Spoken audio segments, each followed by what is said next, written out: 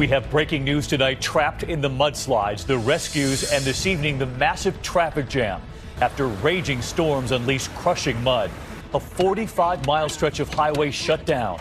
Drivers, families crawling out of their cars. Also tonight, the stunning collapse. The scaffolding crashing down in a major American city. Firefighters and the frantic search for victims under the metal. The deadly traffic stop, this unarmed teenager pulled over. Hey, officer, what are you doing? Get your hands Struggle, behind the your back, teenager bro. then shot 7 times. Tonight, his family now fighting. Breaking news in the race for 2016, what Donald Trump is now saying about 9/11, about the World Trade Center, and President George W. Bush. Jeb Bush blasting Trump tonight, and Hillary Clinton with new words about Joe Biden. And just in tonight, a major development in Lamar Odom's condition. This is ABC World News Tonight with David Muir. Good evening on this Friday night, and we begin with the slow motion disaster unfolding all day today. A major storm triggering violent mudslides. Drivers trapped in an instant, their cars filling with mud. Tonight, the images coming in now. A giant traffic jam in California on the major Northwest Highway, the Grapevine. 45 miles of highway shut down today. The scene repeated on a number of roadways. Trucks and cars trapped, drivers somehow getting out. This video taken by one driver, you can see the rushing water and mud right in front of the car there. This woman surrounded, struggling to get out of her car right into that river of mud. This evening, real fears this could get worse. Flood watches in effect at this hour, and ABC's Aditi Roy in Southern California. Tonight, torrential rains pummeling drought-stricken California, combined with 60-mile-an-hour winds and golf ball-sized hail, setting off massive mudslides. I don't know what to do. The car can't move. Are we stuck? Yeah, we're stuck. Drivers on the evening commute helpless. It just happened quick, so it was scary. She's at least waist deep. Just north of Los Angeles, this driver struggling to escape in swift currents of mud. Nearby, this truck driver climbing on top of his cab as a last resort. Everybody up here is completely landlocked in mud debris flow. On Interstate 58 near Tehachapi, Jose Vargas fearing for his life. Alguien habla 911. Watch as the cars bob in the water, smashing into each other. 911, háblenle por favor. The rain came down fast and furious, 6 inches an hour, mixing with dirt and debris. The piles of mud making roads like this one impassable. Stuck on the Grapevine in California.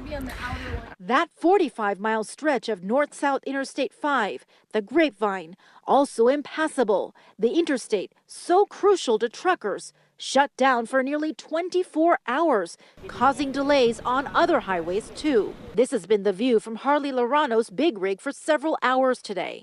Just trying to get to 41 north or south. It's ridiculous. Traffic for miles behind a graveyard of cars and trucks. And you can see it's still a mess here with cars buried deep.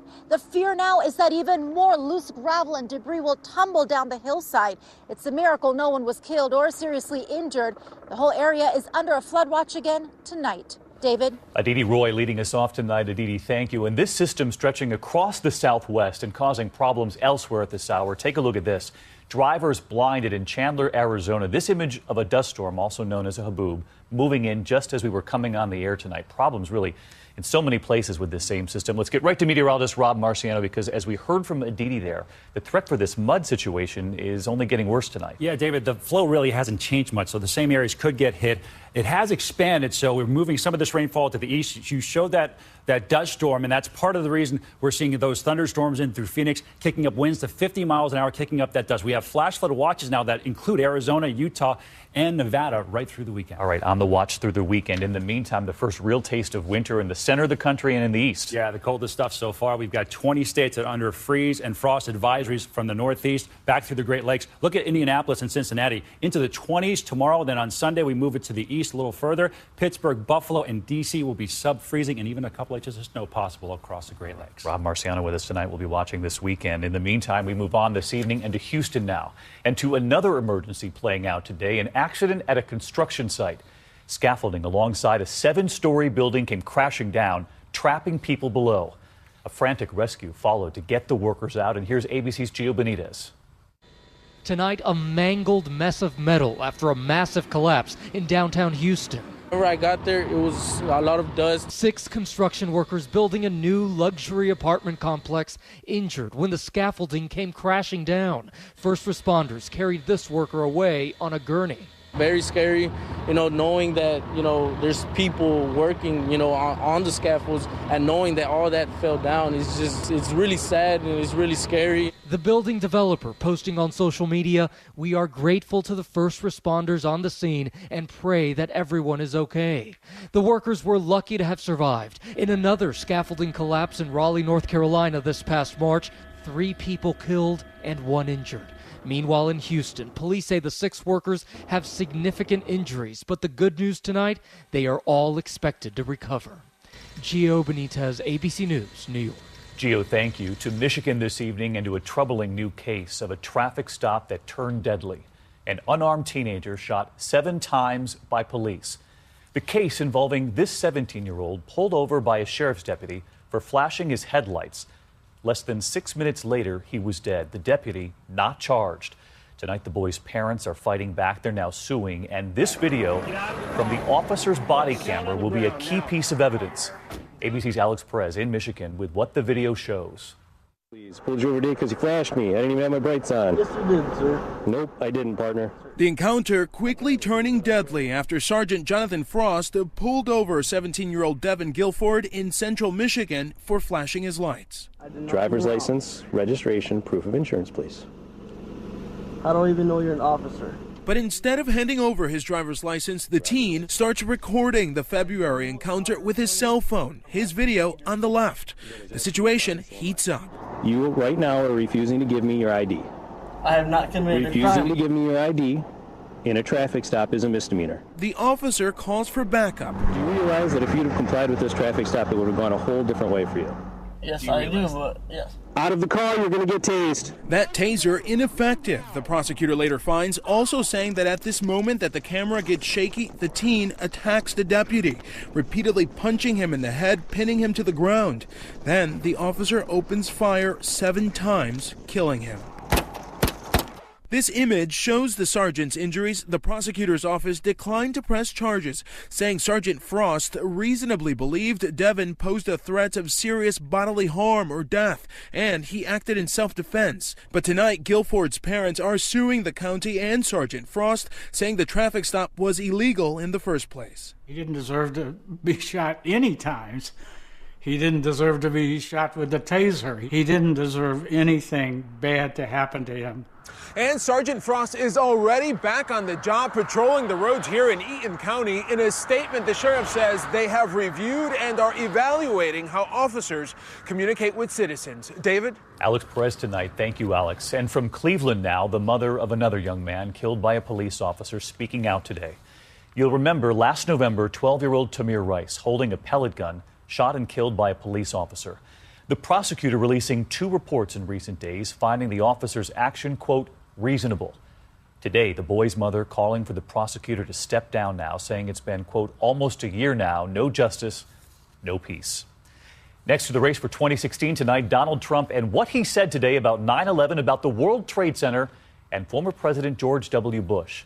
Those words drawing a quick response from Jeb Bush at this hour. ABC's Tom Yamas on the campaign trail.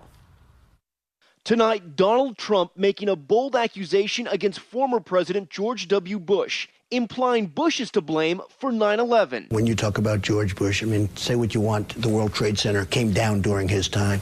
If you look at Sandy Hook, you can't blame George Bush for that. He was president, okay? Don't blame him or don't blame him, but he was president. The World Trade Center came down during his reign. The comments made during an interview with Bloomberg TV after Trump was asked if he had the compassion to handle crises like 9/11 or the Sandy Hook shooting. Help us understand who Donald Trump is as a man. I need to know that you will make us feel safe and you will make us feel proud. I think I have a bigger heart than all of them.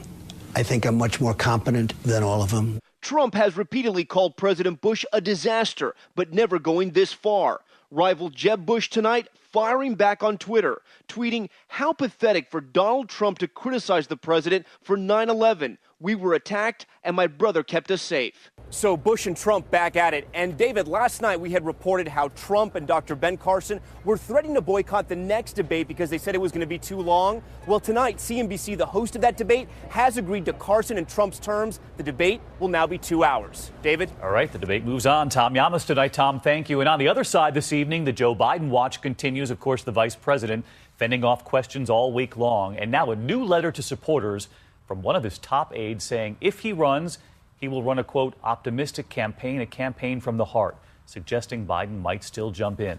Meanwhile, Hillary Clinton tonight, in a new interview today with CNN, asked about Biden. Just days after her own campaign said it was time for Biden to decide, today she said this. Certainly, I'm not in any way suggesting or recommending that the vice president accept any timetable other than the one that is clicking inside of him. He has to make this decision. Hillary Clinton today, the race for 2016 for tonight. We move on to other news and overseas now to Israel, a biblical site targeted by violence. Joseph's tomb, revered by Jews, torched by Palestinians. The Palestinian president now condemning the act. Tonight, the death toll mounting after a day of clashes between Israeli forces and Palestinians, and our own Alex Marquardt caught up in one of those skirmishes, racing to put on his own protective gear. With violence flaring today amid sky-high tensions, in Bethlehem we saw Israeli soldiers firing on Palestinian protesters throwing rocks. One of these protesters has just been shot. You can see the ambulance pulled up to take him away. Hamas has called for a day of rage today for mass protest. This has become a daily scene almost in the West Bank. Whoa! All afternoon, the sound of tear gas canisters. We were doing a live report as they landed nearby. I'm gonna go. Hold on, gotta put on my gas mask because there's a lot of tear gas. The people around us running for cover. There's a huge volley of tear gas. So everyone's gone back. And those who have gas masks have put them on. But most did not. This woman collapsing, carried to an ambulance. The new crackdown fueling the growing Palestinian anger over Israel's actions around the Holy Al-Aqsa Mosque, which has triggered a series of lone wolf stabbing attacks. Today, a Palestinian man posing as a journalist stabbed an Israeli soldier and was shot dead, while 2 Palestinian protesters were killed by Israeli soldiers in Gaza. 8 Israelis and 36 Palestinians, nearly half of them attackers, killed in this wave of violence. Alex Marquardt, ABC News, Jerusalem. Alex, our thanks to you and our team tonight. Meantime, in Afghanistan this evening, there is new outrage from Doctors Without Borders. Their hospital destroyed in an American airstrike, as we've been reporting. Now a joint U.S. and Afghan investigation underway. The group now saying investigators showed up in an armored vehicle that smashed through the hospital gate. They say destroying potential evidence. Back here at home tonight and to a farewell for U.S. Airways. The final flight preparing to take off. The merger with American Airlines will be complete tomorrow. There has been trouble for passengers in airline mergers before, and so ABC's David Curley with an important tip tonight if you're flying anytime soon. Tonight, Flight 1939, the year U.S. Airways started, is in the air. There were balloons, signs, and a 13-year-old who talked his parents into letting him fly the 4-stop final flight trip. I really wanted to be part of aviation history. History memorialized in selfies as the merger with American Airlines is completed, creating the world's largest airline. It has been a decade of mergers, from 9 airlines to now just 4 major carriers. Consolidation, limiting competition, which experts say will mean higher ticket prices. This is not a good thing. One of the things that keeps prices down historically on tickets has been competition. American hopes to avoid problems as it merges all those reservation and computer systems, saying its employees have undergone 1 million hours of training to prepare. The only thing that was confusing is we had an American ticket and they sent us to U.S. Airways. American suggests if you're flying in the next couple of days to check in and print out a boarding pass at home before you go to the airport. David? Great advice tonight. David Curley, thanks. To the index of other news tonight, and we have new information about Lamar Odom's condition, the former NBA champ fighting for his life. ABC News learned from a representative of his aunt that he opened his eyes today, gave a thumbs up, and said good morning. He was found unconscious outside Las Vegas on Tuesday. Calls to 911 claim he had been taking drugs. His estranged wife, Khloe Kardashian, remains by his bedside. Prince William's touching tribute to his mother, the late Princess Diana. His emotional speech at the charity she supported for those who've lost loved ones. He described his own loss at the age of 15, saying grief is the most painful experience that any child or parent can endure. Now a father of 2 himself, he says he will continue his mother's commitment to the charities she so often helped. And baseball's longtime underdogs begin their showdown this weekend. We can't wait. Mets fans gearing up for the National League Championship Series after their team beat the Dodgers last night, and the long-suffering Cubs fans, they're ready too. The winner, of course, moves on to the World Series, something the Cubs haven't won since 1908. And finally tonight here, we take a moment to remember one of our own. She was just 31, but she left us with so many gifts. Hi, my name is Jamie Zimmerman, and I'm a physician, a journalist, and a writer. Her smile and her calming presence were both known by all of us here in the newsroom. Jamie Zimmerman was a doctor who came to report here with our medical unit. She was behind the scenes, but what a mark she quietly made while here. It was this past week she posted this image on her Facebook page, that smile again, this time looking out off Kauai. We later learned she slipped on some rocks at the mouth of a river and was swept out to sea. Jamie was just 31, but she made all of us a bit calmer in a place where nerves and deadlines usually win the day. Teaching meditation is a passion of mine. This is something that really is my calling. It feels like why I'm here on this planet. Jamie wrote this just a few weeks ago. Each moment of our lives is like a grain of sand in an hourglass, part of a finite supply. Each moment is unspeakably precious. Her mother on Facebook this week. This is a post I never thought I would have to write. She loved people above all else. It was her passion to be of service. Sweet dreams, my darling daughter. Her daughter reminded us all to savor the moments and to respect every deep breath, every pause, those gaps. We can't always choose what happens to us in life, but we can choose our response if we learn to get into the gap. Thank you.